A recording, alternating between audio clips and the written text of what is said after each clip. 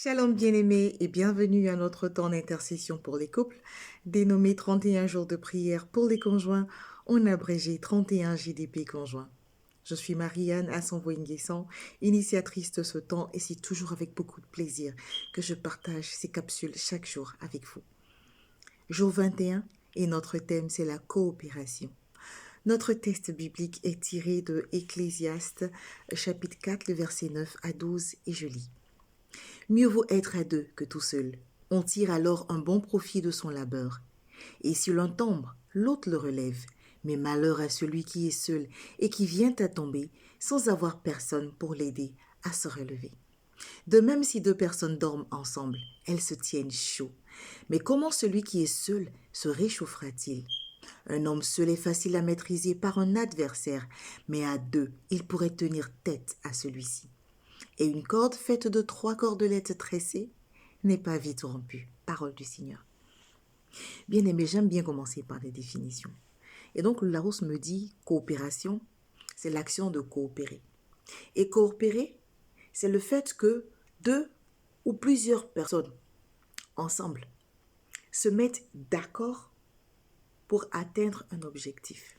C'est-à-dire pour décider de faire quelque chose ou de ne pas faire quelque chose. Dans le couple que tu t'apprêtes à fonder ou dans le couple que tu as déjà fondé, comment vous vous accordez pour faire les choses ou pas? Ça me rappelle une petite histoire que j'ai lue dans la Bible dans Exode 17, où le peuple d'Israël allait au combat avec Moïse devant. Chaque fois que Moïse avait les mains levées vers le ciel et qu'il priait, le peuple d'Israël avait la victoire sur ses ennemis. Bien-aimés, est-ce qu'ensemble, vous levez les mains vers celui qui donne la victoire? Est-ce qu'ensemble, vos voix se lèvent vers celui qui donne la victoire en toutes choses? Posez-vous la question aujourd'hui. Est-ce que ensemble, vous le faites? Ensuite, à un moment de ce combat, dans ce moment de prière, Moïse était fatigué et ses mains baissaient. Et chaque fois que ses mains baissaient, les ennemis avaient l'ascendance sur le peuple d'Israël.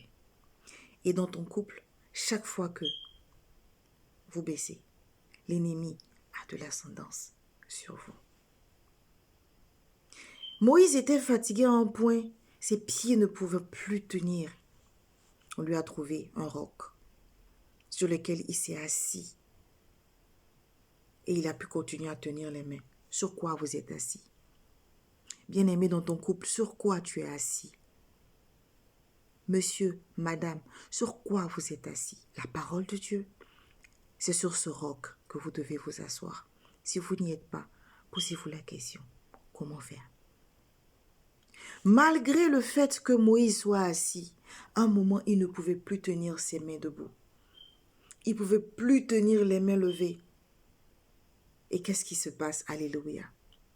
Aaron et Our tiennent chacun gauche et droite et permettent à Moïse de garder les mains levées jusqu'à ce que l'armée ait finalement la victoire définitive sur leur ennemi. Alléluia. Dans ton couple, as-tu identifié Aaron et Our? Ceux qui sont mariés ont déjà leur Aaron et Our, leurs témoins. Ils ont leurs anges gardiens. Ceux qui ne sont pas encore mariés, regardez bien, identifiez qui sont ceux qui peuvent vous aider à tenir les mains levées quand vos mains seront épuisées, quand vous serez fatigués. Ces personnes-là qui pourront vous aider à garder les mains levées vers celui qui vous a mis ensemble. Et c'est seulement, mais seulement à cette condition-là, que vous pourrez avoir la victoire, et la victoire définitive sur les ennemis, sur les difficultés, sur les tribulations, parce que vous avez su ensemble garder les mains levées vers celui qui est. Et toi, qu'en penses-tu? Shalom chez toi.